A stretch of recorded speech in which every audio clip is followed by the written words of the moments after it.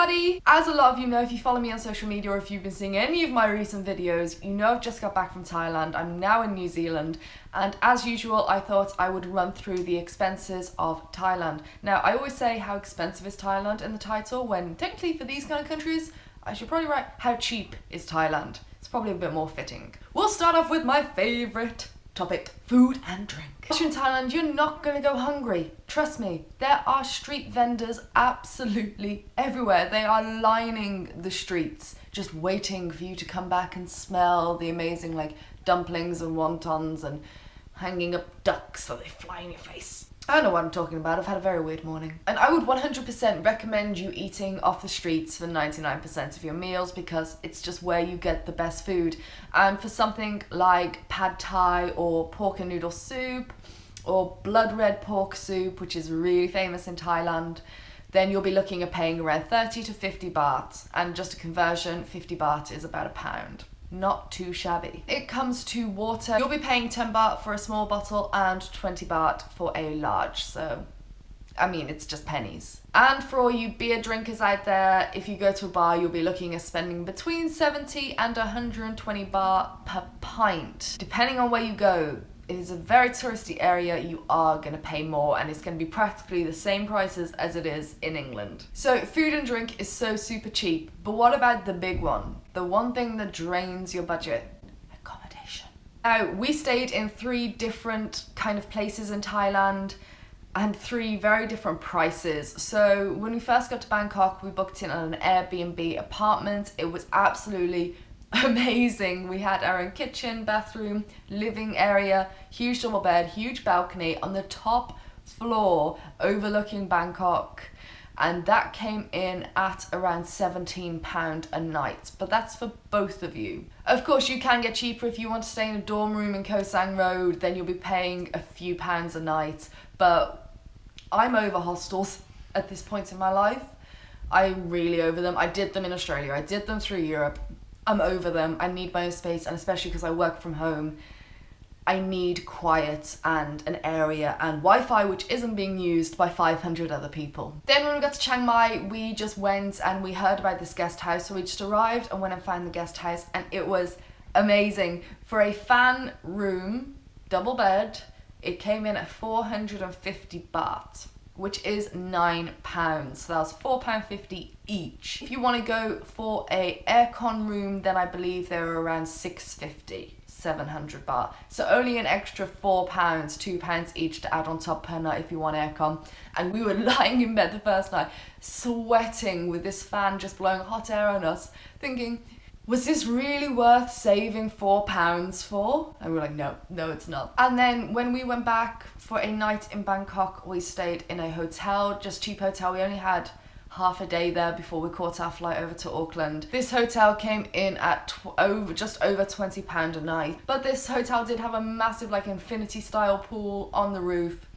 So I suppose it's kind of worth it. I wouldn't do it long term. Hotels for me don't really offer much character. I like guest houses or Airbnb places. If you want to check out hostels, go on to hostelworld.com, and hostels are so cheap. But be prepared for bed bugs, but that's a whole nother video. Transportation. Okay, getting around, you've got a lot of options. Taxi, tuk-tuk, train, bus, walk. Or you can hire your own car or scooter and go through the madness, which is Bangkok at rush hour. Bangkok taxi prices are some of the lowest taxi prices in the world. Make sure it is metered. Taxi drivers understand this. As soon as you open the door, before you even sit down, say meter, just say meter. If they say no, you'll be like, nope.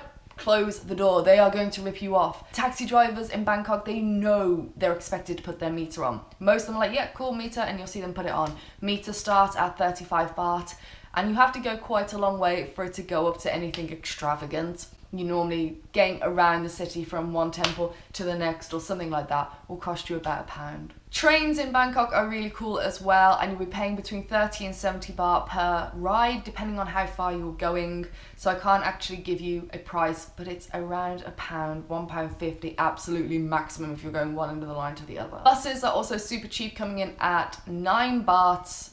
And it doesn't matter how far you go, but that's only on the non-air conditioned ones. The air conditioned ones, they charge you for your distance, whereas non-aircon, jump on, lady comes around, you pay her your 9 baht, she gives you a ticket, you go as far as you want on that line. And finally, the infamous tuk-tuks. Now, if you plan on getting a tuk-tuk, you have to haggle. There's no meters in tuk-tuks. So really haggle hard. For Chiang Mai, I can tell you, you should never pay more than 150 baht in a tuk-tuk. I think that's what we were told. That was our guideline. Never more than 150. But anywhere, which is £3. So normally we were paying between 50 and 100 baht to go different places. Or they also have these huge like bus taxis where you jump in the back of a van and he'll take you around, and that's super cheap as well. And finally, attractions. Obviously Thailand is absolutely full of temples and a lot of them are free. Win-win. Some you may have to pay for example, when you go and see the reclining Buddha, that's not free. And these kind of more touristy temples, the bigger temples, the bigger attractions when they have a lot of golden Buddhas, you'll be looking to pay between 50 and 150 baht. The most expensive tourist attraction, probably known as a man in Thailand, is located in Bangkok, and that is the Royal Palace. We didn't go because we were on a really strict budget, and it is 500 baht, which is £10. And after you've spent so long paying 80 pence for your dinner, and then someone says, do you want to go into this palace for £10? You're like, excuse me? £10 lasts me a day. However, I really wish we hadn't done it, and I'll definitely be doing it when we go back to Bangkok, because apparently the reviews are just out of this world for the Royal Palace. So there you go. I hope you can use those guidelines and kind of sort out a budget for yourself.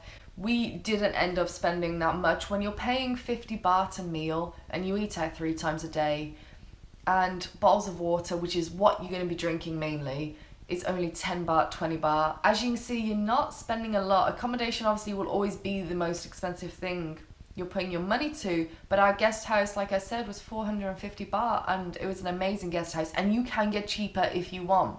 But we kind of like a bit of comfort. I don't mind paying an extra £2-3 a night, because that is the only difference in these kind of things. When you think about it like that, I prefer to pay somewhere that is clean, comfortable, great staff, got great food, and a swimming pool, for example, and great Wi-Fi, so you can really enjoy and relax, then save yourself £2 a day and stay somewhere where it's full of bed bugs, and it's dirty, and it's noisy, and it's falling apart, and the internet doesn't work, and all this kind of stuff. So just keep that in mind. Be realistic. Is it going to break your bank to have a little extra comfort? Okay, I've been rambling enough now. We're going to go out and explore some of the West Coast here in Auckland, and I will see you Friday. Get that Friday feeling. Don't forget you can subscribe, keep up to date with all my travels, and get some advice as well. There is also Facebook, Twitter, Instagram and Snapchat, all at Psycho Traveller, but the links are down below. And I will see you on Friday, my little psychos. Love you!